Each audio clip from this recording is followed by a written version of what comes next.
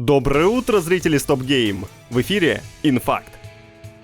Вот вам очень правдоподобная, на 100% настоящая, точно не только что придуманная инфа о том, с каким саундтреком Фил Спенсер закрывает студии Microsoft. С депрессивными песнями Storm Inside, конечно же. Если серьезно, наш музыкальный Леня трудится вместе с группой Storm Inside над прокачкой отечественного мелодик-металкор направления. Чё-то сложно сказал, короче, они делают крутую музыку. Выпускают тяжелые, темные и жесткие треки. Серый человек — третий студийный EP группы, отправляющий в экзистенциальное путешествие по самым темным уголкам души. Отличная точка, чтобы вкатиться в творчество ребят. Можете заняться этим хоть сейчас, ведь ссылка на Серого человека уже ждет вас в описании. Рекомендуем послушать от начала до конца, как говорится, right now.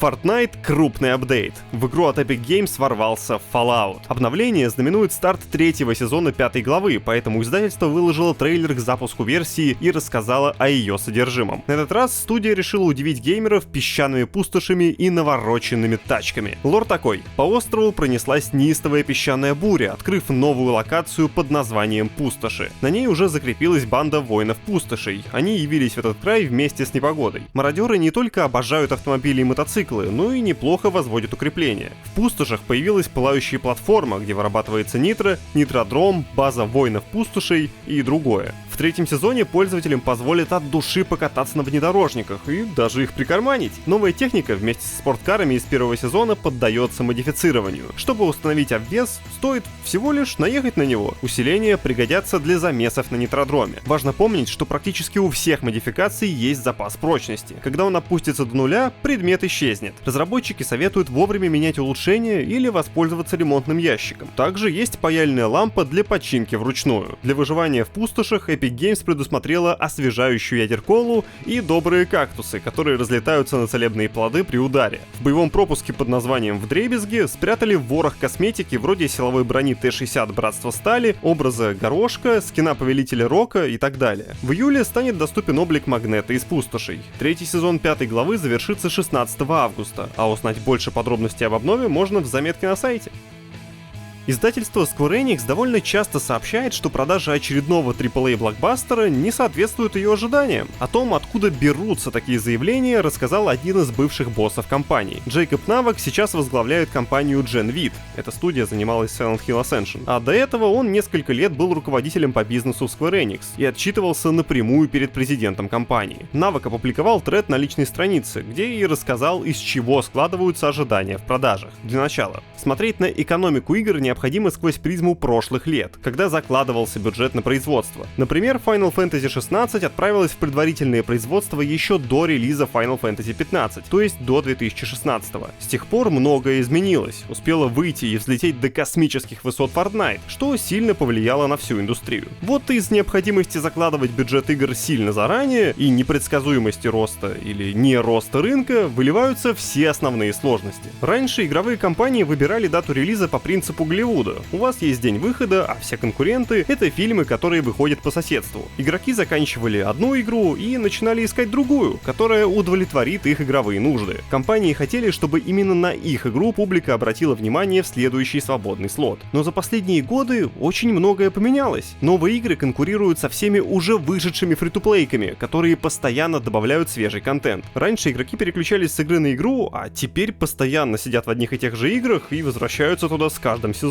По словам Навока, получается, что требования к качеству игр стали намного выше. У игроков полным-полно вариантов, на что переключиться дальше, ведь Fortnite и ей подобные развлечения не заканчиваются никогда. Еще один эффект от бесконечности игр-сервисов — старые франшизы не могут получить свежую аудиторию из подрастающих поколений. Дети без конца играют в условно-бесплатные социальные игры на телефоне или ноутбуке, и им нет дела до новой части Final Fantasy или даже новой PlayStation. Выходит, когда Square Enix закладывала бюджет для Final Fantasy XVI в 2015 году, она не смогла предугадать фортнайтизацию индустрии. Тогда еще не был очевиден эффект от игр-сервисов. Также Навок предложил варианты решения данной проблемы и привел интересные примеры разруливания финансовых вопросиков. Но пока в описании еще осталось место под ссылки, я вынесу адрес заметки туда и приглашу заинтересовавшихся ее изучить.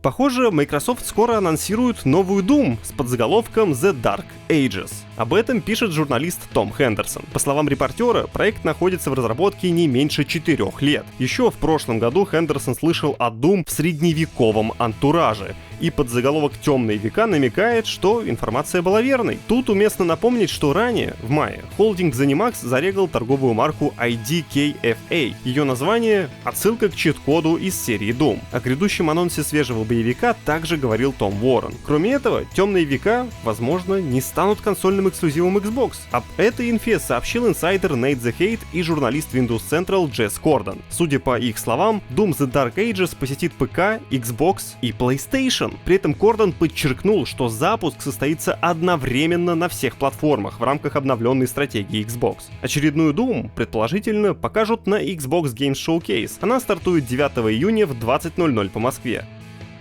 Магазин GameStop и его сотрудники вновь стали источниками слухов. На сей раз в базе данных ритейлера обнаружились данные о предзаказах Call of Duty Black Ops 6. А там указана версия игры для постгена. Скрин слитой инфы показывать тут не буду, но там черным по бежевому написано, что магазин готовится принимать предзаказы Black Ops 6 не только на PlayStation 5 и Xbox Series, но и на PS4. Сразу несколько источников портала Insider Gaming подтвердили достоверность фотографии. Игра действительно отправится на постген. И Xbox One это тоже касается, хоть на картинке этого и не видно. Как предположили в издании, версия для Xbox Series будет кросс-геном, работающим в том числе и на Xbox One. Отдельно Том Хендерсон уточнил, что разработчики не считают нужным отказываться от постгена из-за появления Call of Duty HQ. Позже свет увидит даже порт Black Ops 6 для Switch. Об этом Microsoft и Nintendo договорились еще в начале 2023-го. Полноценный показ нового Зова Долга состоится 9 июня, а релиз, по слухам, намечен на конец октября. Похоже, Call of Duty Black Ops 6 попадет в подписку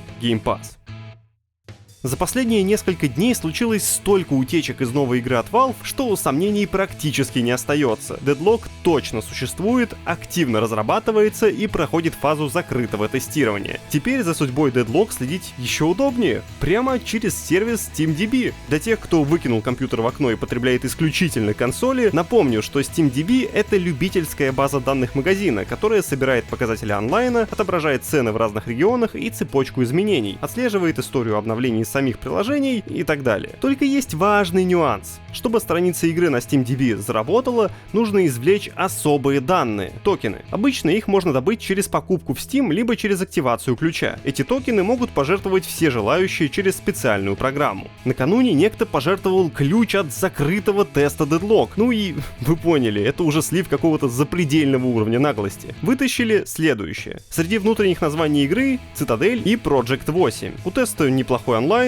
На этих выходных счетчик в Deadlock превысил 700 человек, видимо, происходил достаточно масштабный приватный тест. Также игра базируется на движке Source 2 и занимает 23 гигабайта на накопителе, по крайней мере в текущей версии. Еще, судя по статусам, которые игра может отдавать в Steam, помимо матчей с живыми игроками, также есть матчи с ботами. Кроме того, как и в Dota 2, выбору персонажей посвятили отдельный этап матча. Valve ни новые, ни миллион старых утечек никак не комментирует. Не исключено, что даже анонса не случится. В истории экранов уже не раз бывали случаи, когда компания отменяла свои игры на самых разных этапах производства.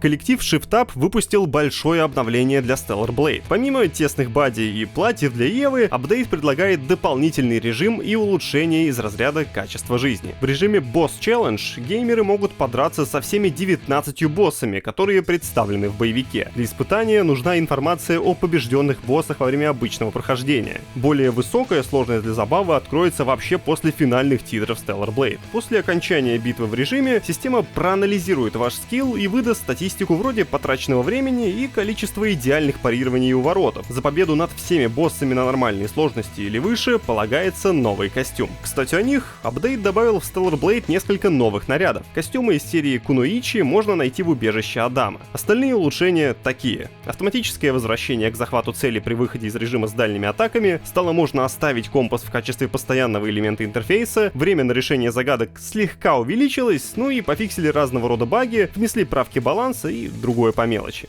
Наш сайт тоже частенько обновляется и пополняется контентом. Александр Кудрявцев выкатил расписание игровых презентаций на лето, чтобы вы не потерялись в этом ворохе шоу и выставок. Не забудьте прожать лайк и хорошего вам понедельника. Пока!